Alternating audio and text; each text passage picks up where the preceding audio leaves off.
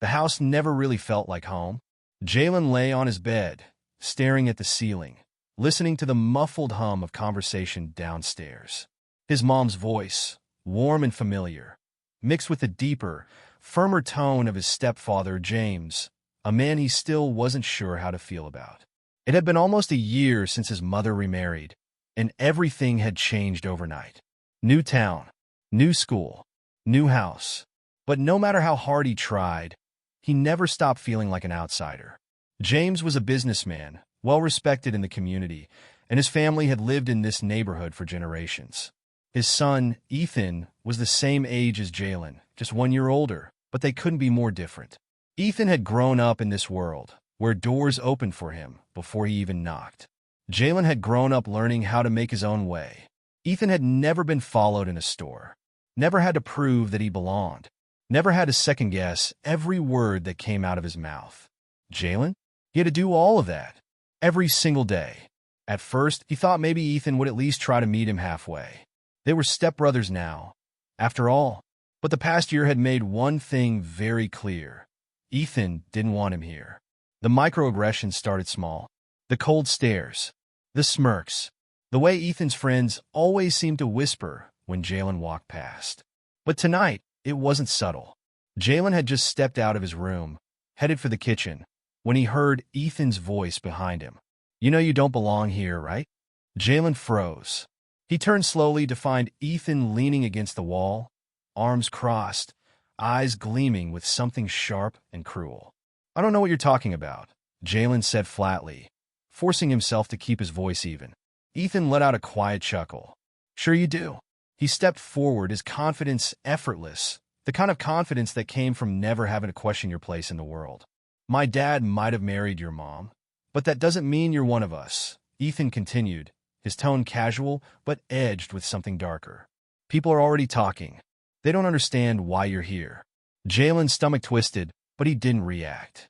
He had spent years learning how to keep his face blank, how to mask the anger that bubbled just beneath the surface.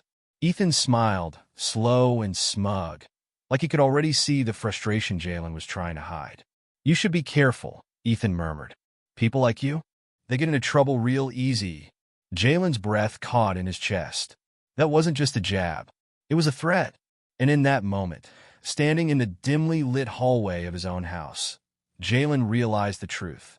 His fight was only just beginning. The days that followed Ethan's warning were tense, but nothing outright happened. At least, not at first. Jalen kept his head down, trying to focus on school, basketball, and the small pieces of normalcy he could still hold on to.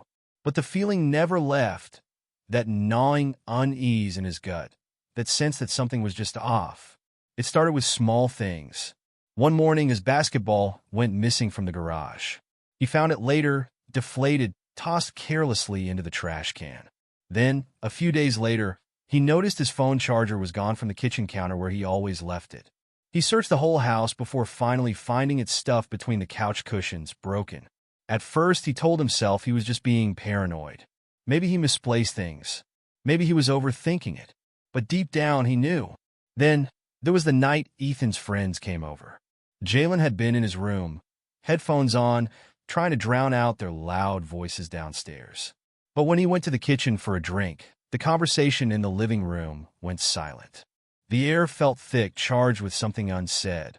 Ethan leaned back against the couch, his arms draped lazily over the cushions, eyes sharp as they flickered toward Jalen. "What's up?" Jalen asked, keeping his tone neutral. Ethan smirked. "Nothing. Just talking about how things used to be before my dad got married." A few of his friends chuckled under their breath. One of them, a guy named Ryan, who Jalen had never spoken to before, grinned too wide, too fake. "Yeah, man," Ryan said. "I mean, it's just different now. We used to keep things, how they were supposed to be." Jalen's grip tightened around his glass. There it was again. That coded language, those carefully chosen words. How they were supposed to be. Ethan stretched, standing up as if to dismiss the conversation. "Relax, Ryan," he said, smirking as he clapped a hand on the guy's shoulder. "Jalen's cool. He knows his place." Jalen's chest tightened. He wasn't stupid. He knew exactly what Ethan was doing. This was a message, a warning, a game, and Ethan was playing it with a smile. Jalen couldn't prove anything yet, but he knew one thing for sure. Ethan wasn't just messing with him. He was building up to something. And when it came, Jalen needed to be ready. Jalen had tried to ignore it, tried to pretend that the missing items, the passive-aggressive comments, and the way Ethan's friends always laughed when he walked past were just annoyances, not warnings. But he couldn't shake the feeling that this wasn't just bullying. This was something deeper, something more dangerous. So, he decided to test it. One evening, when Ethan was out, Jalen left his basketball in the garage again. He made sure it was in plain sight, untouched, sitting near the door. Then, before heading to bed, he checked again, still there. By morning, gone. Jalen's stomach twisted as he stepped into the garage, scanning every corner. He checked the trash can first, but it wasn't there this time. Instead, as he stepped outside, he saw it. The ball was at the very edge of the driveway, halfway in the street, torn open like someone had taken a knife to it. His fists clenched. Enough was enough. Jalen stormed inside, straight toward the kitchen, where Ethan sat at the counter scrolling through his phone. He didn't even look up. "You got something you want to say to me?" Jalen asked, his voice low and controlled. Ethan smirked, still staring at his screen. "Good morning to you, too." Jalen grabbed the deflated ball from behind his back and slammed it onto the counter. "You think this is funny?" Ethan finally looked up, his smirk widening. "Man, I don't know what you're talking about. Maybe you should take better care of your stuff." Jalen exhaled slowly, pushing down the fire in his chest. He wasn't going to give Ethan what he wanted, a reaction. Instead, he pulled out his phone and pressed play. The video showed Ethan, late last night, sneaking into the garage and slashing the basketball with a pocket knife. The timestamp was clear, the image crisp. Ethan's smirk vanished. For the first time, he looked caught, but only for a second. Then, just as quickly, he recovered. "You think anyone's going to believe that?" He laughed, shaking his head. "Dude, you're my house. My dad runs this neighborhood. You really think anyone's going to take your word over mine?" Jalen stared at him, anger pulsing beneath his skin. Ethan didn't even look worried. He knew he had the upper hand. "Let's find out," Jalen said, voice steady. He turned, heading toward the stairs, toward James' office. Whoa. Ethan called, jumping up and blocking his path. "You seriously going to cry to my dad about a basketball?" Jalen kept his gaze locked on him. "If it's just a basketball, why are you so nervous?" Ethan's jaw tightened. His fingers twitched at his sides. Then suddenly he laughed again, stepping back. "You know what? Fine. Go ahead. Show him." He shrugged, arms wide. "See what happens." Jalen hesitated. That was too easy. And then he understood. It wasn't just about James believing Ethan over him. It was about what happened next. If Jalen went to James with this, Ethan would twist it, make it seem like Jalen was overreacting, playing the victim. He had the privilege, the connections, the ability to flip the story in his favor. Jalen would just become another angry black kid making a fuss over nothing. And Ethan knew it. That's why he wasn't stopping him. Jalen exhaled, shoving his phone back into his pocket. Ethan grinned. Smart choice. Jalen turned away, walking back to his room. But he wasn't backing down. He just needed a different strategy. That night, he texted his best friend, Andre. "Jalen, yo, I need a favor." "Andre, what's up?" "Jalen, need you to help me get some proof. Real proof. The kind no one can argue with." "Andre, say less. I got you." This wasn't over. Not even close. The house was quiet, too quiet. Jalen sat on the edge of his bed, phone in hand, waiting. His heart pounded, but his mind was clear. He had everything he needed. Andre had come through. Earlier that night, his best friend had rigged up a hidden camera near the garage and another near the backyard fence. It hadn't taken long for Ethan to show his true colors, because guys like him always felt untouchable. The footage was perfect. It showed Ethan and his friends outside, laughing, tossing Jalen's shoes across the yard, spray painting slurs on the fence. It caught them breaking into the garage, slashing his second basketball, even dumping trash onto his car. And then came the worst part. Ethan, standing in the middle of the yard, smirking as he spoke directly into the camera. "You know, I could get him out of here whenever I want. One call. One little lie. Cops don't ask too many questions when it's someone like him." I bet they'd drag him out of here so fast his mom wouldn't even have time to pack his bags. Jalen clenched his fists as he watched the clip again. This was it. This was all he needed. Downstairs, he heard the front door open. James must have just gotten home. Jalen didn't wait. He grabbed his phone, exhaled sharply, and marched downstairs. James was still pulling off his coat when Jalen walked into the living room. Ethan was lounging on the couch, phone in hand, like he hadn't spent the last hour trashing Jalen's stuff. Jalen stopped in front of them, his voice steady. "We need to talk." Ethan didn't even look up. "Not now, bro, a little busy." "Now, Ethan." James sighed, rubbing his temples. "What is it?" Jalen lifted his phone. "I've got proof of what he's been doing to me." James frowned. "What are you talking about?" Ethan finally looked up, and his face was a mask of confidence. "Come on, Jalen. What now? You lose another basketball?" Jalen ignored him and hit play. The video spoke for itself. James' face darkened as he watched Ethan and his friends breaking into the garage, vandalizing the yard, and then, finally, making the disgusting threats. Ethan's smirk faltered. The room was silent except for the sound of his own voice echoing from the phone. One call, one little lie. Cops don't ask too many questions when it's someone like him. James' head snapped up, eyes locking onto Ethan. "What the hell is this?" His voice was dangerously low. Ethan scrambled for an excuse. "Dad, this is taken out of context. He edited this or something." Jalen didn't say a word. He didn't need to. James' expression hardened. "So, you're telling me that's not your voice? That's not you on the camera?" Ethan's mouth opened, closed, opened again. Then he laughed. A short, bitter chuckle, shaking his head like he still had the upper hand. "Okay, fine. You got me. I was messing with him. So what?" Ethan leaned back against the couch, folding his arms. "It's not like I actually did anything serious." Jalen narrowed his eyes. "You think threatening to have me arrested over a lie isn't serious?" Ethan scoffed. "Please. You think they'd actually arrest you?" Jalen's stomach turned. Ethan wasn't even denying it. James was shaking with anger. "Ethan, do you have any idea what you just said? What you just admitted to?" Ethan rolled his eyes. "Oh, relax. It's just words. Not like I actually called the cops on him." That was the moment James snapped. His face twisted in fury as he grabbed Ethan's phone off the table and threw it against the wall. It shattered on impact, pieces flying across the floor. Ethan jumped. "Dad, what the hell?" "Shut up, Ethan," James bellowed. Ethan flinched. He had never seen his father lose control like this. James turned to Jalen. "I need a copy of that video. Right now." Jalen nodded and sent it. Ethan scoffed. "Seriously? What are you going to do? Kick me out?" James didn't hesitate. "Pack your things." Ethan froze. "What?"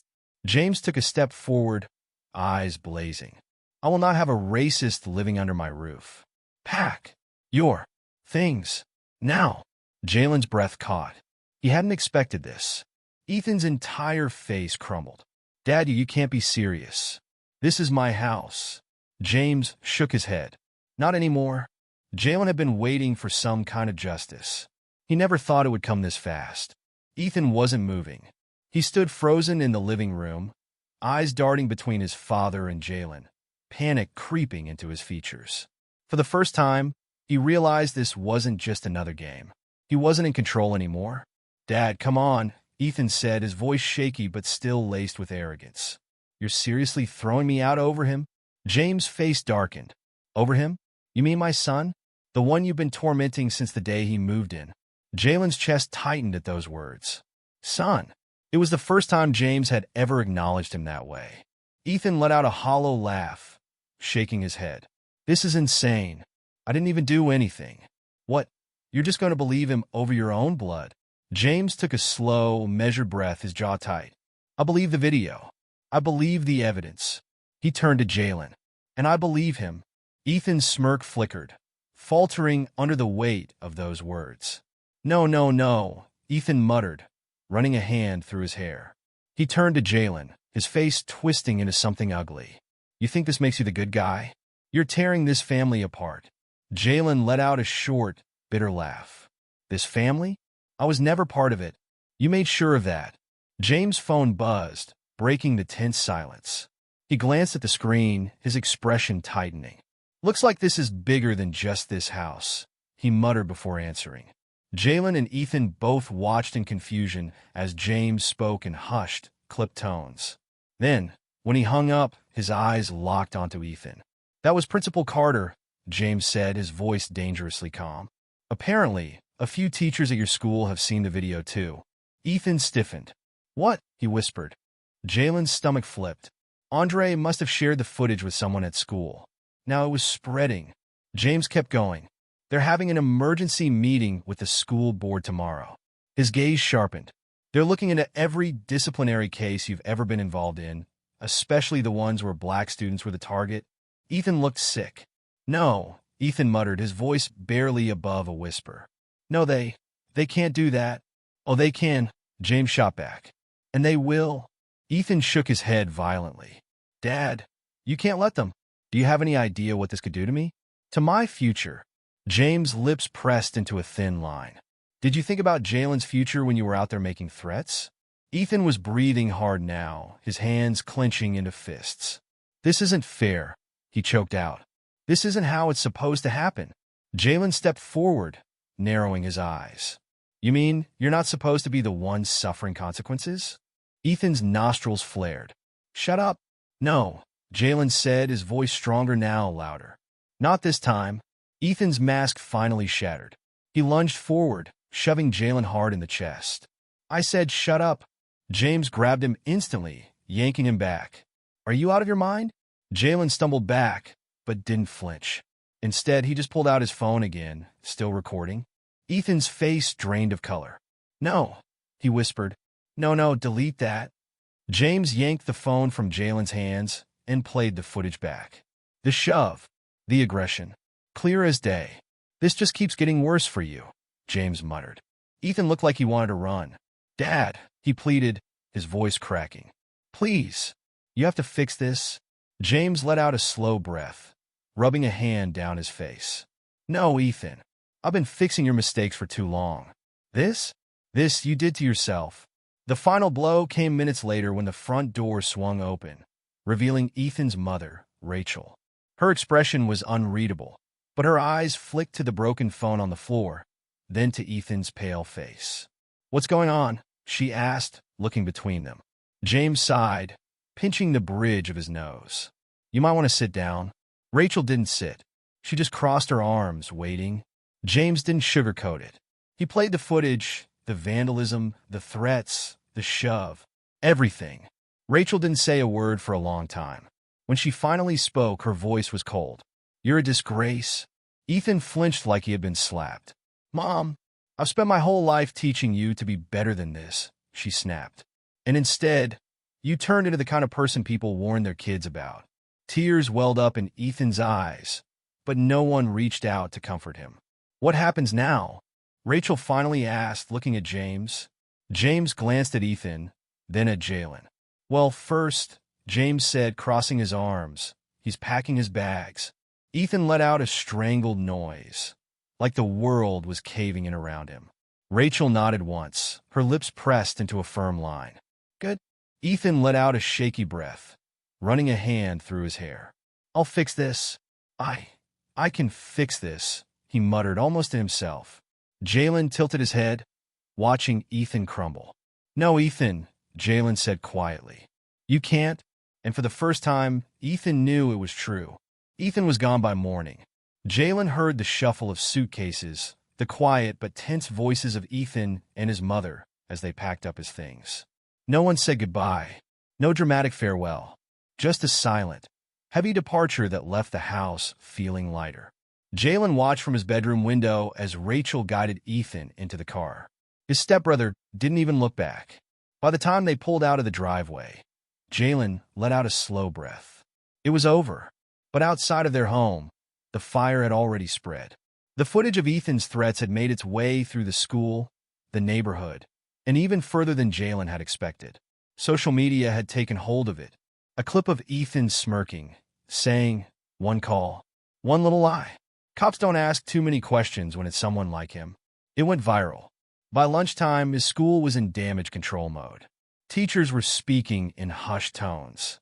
The principal sent out a mass email about the district's zero-tolerance policy against racism, but it was clear they were only acting because they got caught. Jalen didn't miss the way his classmates looked at him differently now. Some were guilty, avoiding eye contact, whispering amongst themselves. Others were outraged, not at Ethan, but at the fact that he was actually facing consequences. A group of kids had even started a petition to get Ethan reinstated at school, claiming his future was being destroyed over one bad joke. Jalen just shook his head. That was the thing about privilege. Some people thought the worst thing that could happen to them was getting caught, but he wasn't going to waste energy on them.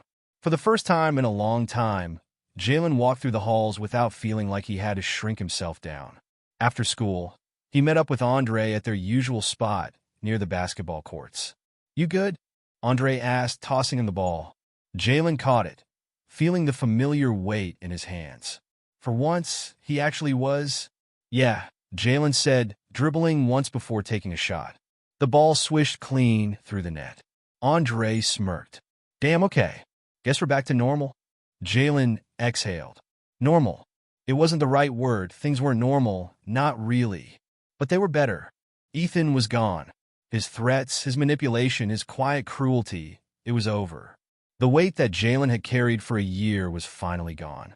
He glanced around the court, the sounds of laughter, sneakers squeaking against pavement, the sun setting over the neighborhood. This was peace. And for the first time, Jalen wasn't just surviving. He was living.